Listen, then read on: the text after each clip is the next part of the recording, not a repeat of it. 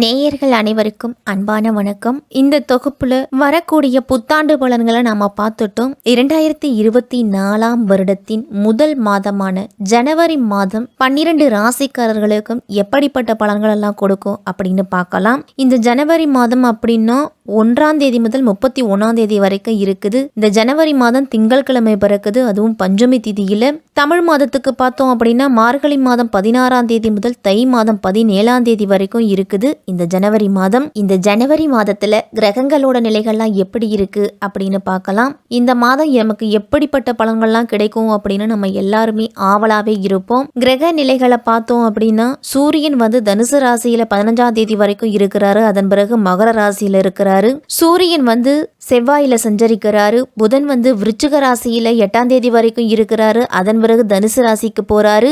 மகர ராசிக்கு 27ஆம் தேதிக்கு மேல வராரு. சுக்கிரன் விருச்சிக ராசியில 19ஆம் தேதி வரைக்கும் இருக்கிறாரு. அதன் பிறகு தனுசு ராசிக்கு போறாரு. குரு மேஷத்திலையும், சனி கும்பத்திலையும், ராகு மீனத்திலையும், கேது கன்னி ராசியிலையும் சஞ்சரிக்கிறாங்க. இப்படிப்பட்ட கிரகங்களோட அமைப்புல தான் இந்த ஜனவரி மாதம் பிறக்குது. ஆன்மீகத்தில் அதிகம் நாட்டம் கொண்டவர்கள் தான் இந்த தனுசு ராசிக்காரர்கள்.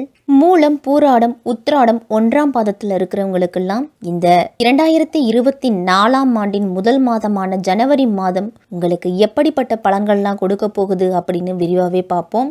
இந்த மாதத்தோட கிரக நிலைகளை பார்த்தோம் அப்படின்னா உங்கள் ராசியிலேயே சூரியன், செவ்வாய், தைரிய விரியஸ்தானத்தில் சனி, சுகஸ்தானத்தில் ராகு, பஞ்சமஸ்தானத்தில் குரு, தொழில் ஸ்தானத்தில் கேது, அயன சைன போகஸ்தானத்தில் சுக்கிரன், புதன் அப்படின்னு கிரகங்களோட அமைப்பு எல்லாமே இருக்குது. குரு பகவானை ராசிநாதனாக கொண்ட தனுசு ராசிக்காரர்களே, உங்களுக்கு இந்த மாதம் எடுத்த காரியத்தை செய்து முடிக்கும் ஆற்றல் அப்படிங்கிறது கிடைக்கும். கொடுத்த வாக்கை காப்பாற்ற மிகவும் பாடுபடுவீங்க. எனவே எந்த விதமான வாக்குறுதியும் கொடுக்கும் பொழுது ஒரு முறைக்கு இருமுறை யோசித்து கொடுக்கணும்.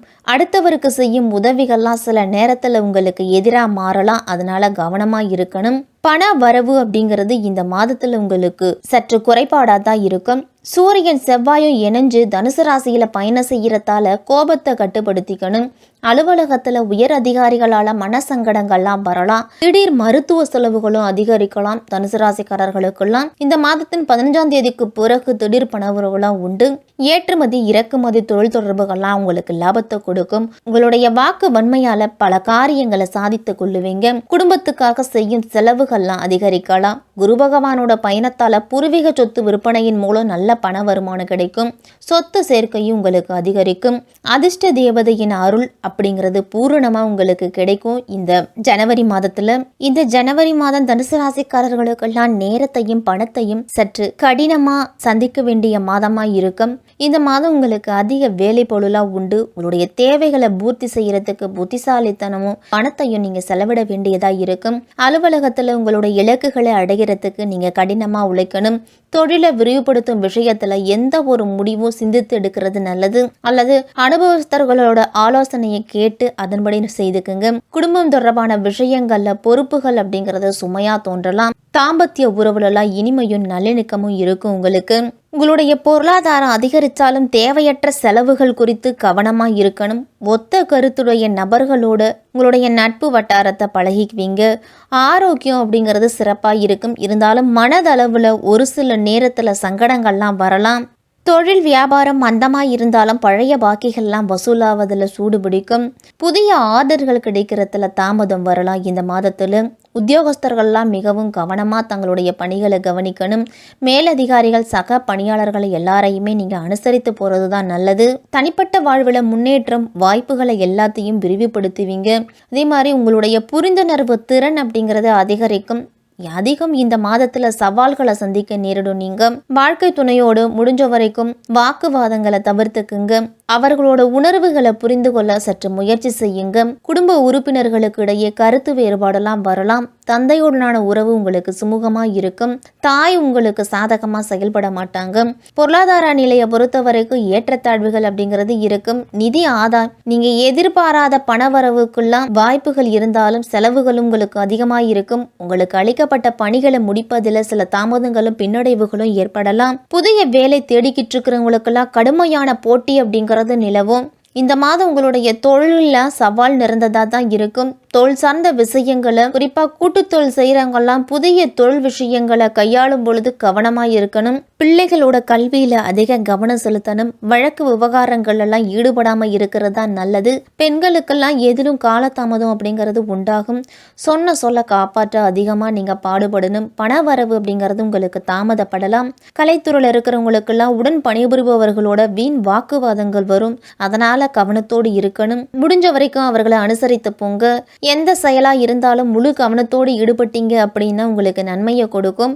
வீண் அலைச்சல் அப்படிங்கிறது தொழிலில் இருக்கும். மனதில் இருந்துட்டு வந்த குழப்பம் எல்லாமே நீங்கி நிம்மதி அப்படிங்கிறது உண்டாகும். பழைய கடன் பிரச்சனைக்கெல்லாம் முற்றுப்புள்ளி வைக்கக்கூடிய மாதம். அரசியல்வாதிகள்லாம் அவசரப்படாம நிதானமா எல்லா செயலையும் செய்வீங்க அப்படின்னா வெற்றி நிச்சயம். உங்களுடைய எதிர்பார்ப்புகள் அனைத்துமே நிறைவேறும். எதிரிகள் எல்லாமே உங்களை கண்டு விலகி செல்லுவாங்க. பண வரவு அப்படிங்கிறது உங்களுக்கு ஓரளவு சிறப்பா இருக்கும். நண்பர்களால் உங்களுக்கு உதவிகள்லாம் கிடைக்கும். புதிய நபர்களோட நட்பும் அதனால மகிழ்ச்சியும் உண்டாகும். உங்களுக்கு இந்த மாதம் ஆரோக்கியம் அனுகூலமா இருந்தாலும் நீண்ட நாள் நோய் இருக்கிறவங்கெல்லாம் சற்று சிகிச்சை எடுத்துக்கிறது நல்லது. தனுசு ராசிக்காரர்களுக்கெல்லாம் முதுகு தண்டுவட பிரச்சனைகள் அப்படிங்கிறது சற்று கவனத்துல எடுத்துக்கணும். முதுகுல ஏதாவது வலி இருந்துச்சு அப்படின்னா உடனடியாக மருத்துவரை அணுகி மருத்துவ சிகிச்சை எடுத்துக்கோங்க. அதிக கோபம் உங்களுடைய ஆரோக்கியத்தை பாதிக்கும். எதிர்மறை சிந்தனைகளை உருவாக்கும். அதனால மன அமைதியை வளர்த்துக்கிறதுக்கு யோகா, தியானம் இதையெல்லாம் முறையா செய்துட்டு வர்றது நல்லது. மாணவர்கள்லாம் கல்வியில தொடர்ந்து கவனத்தை செலுத்தணும். உங்களுடைய இலக்குகளை அடையறதுக்கு கல்வியை முழு மனதோடு படிக்கிறதும், தெளிவா சிந்திக்கக்கூடிய திறனும், புரிந்து கொள்ளக்கூடிய ஆற்றலும் உங்களுக்கு கிடைக்கும். கூடுதல் நேரம் ஒதுக்கி பாடங்களை படிக்கிறது நல்லது. மூல நட்சத்திரத்துல பிறந்தவங்களுக்குள்ள தொழில் வியாபாரத்துல இருந்துட்டு வந்த போட்டிகள் எல்லாமே குறையும். புதிய ஆர்டர்கள் பெறுவதிலெல்லாம் உங்களுக்கு எந்த விதமான பிரச்சனைகளும் இருக்காது. உத்தியோகத்துல இருக்கிறவங்க எல்லாம் வேலை செய்ய இடத்துல இருந்துட்டு வந்த பிரச்சனைகள் அப்படிங்கிறது குறையும். உங்களுக்கு வேலை சுமையும் குறையலாம். தொழில் நிமித்தமான பயணம்லாம் நீங்க சென்று வர வேண்டிய சூழல் வரும்.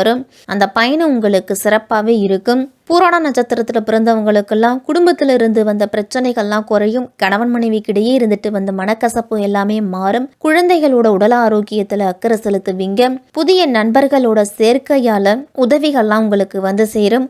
உத்திராடம் 1ஆம் பாதத்தில் இருக்கிறவங்களுக்கெல்லாம் தடைப்பட்ட காரியங்களை செய்து முடிக்க மீண்டும் முயற்சிகளை மேற்கொள்ளுவீங்க. அதனால உற்சாகம் அப்படிங்கிறது உங்களுக்கு அதிகமாகவே இருக்கும். மாணவர்கள்லாம் கல்வியில நல்ல மதிப்பெண் எடுப்பீங்க அப்படிங்கிற நம்பிக்கை அதிகரிக்கும். கவலைகள் அனைத்துமே நீங்கும். உங்களுக்கு குழந்தை பாக்கியம் இல்லாத தம்பதியர்களுக்கெல்லாம் குழந்தை பாக்கியம் அப்படிங்கிறது உண்டு. தனுசு ராசிக்காரர்கள் எல்லாரும் இந்த ஜனவரி மாதம் முழுவதுமே முருகப்பெருமானை வணங்கி வர உங்களுடைய கஷ்டங்கள் அனைத்துமே தீரும். வாழ்க்கையிலையும் தொழிலையும் நல்ல முன்னேற்றம் இருக்கும். அமாவாசை நாட்கள்ல வாயில்லா ஜீவன்களுக்கு உணவளியுங்க. 10 பேருக்கு அன்னதானம் கொடுங்க. உங்களுடைய குல தெய்வத்தை மனதார நினைச்சு கும்பிட்டுட்டு அன்றாட பணிகளை தொடங்குங்க. பொருளாதார ரீதியாகவும் உடல் ஆரோக்கியம் சம்பந்தமாகவும் நல்ல முன்னேற்றம் இருக்கும்.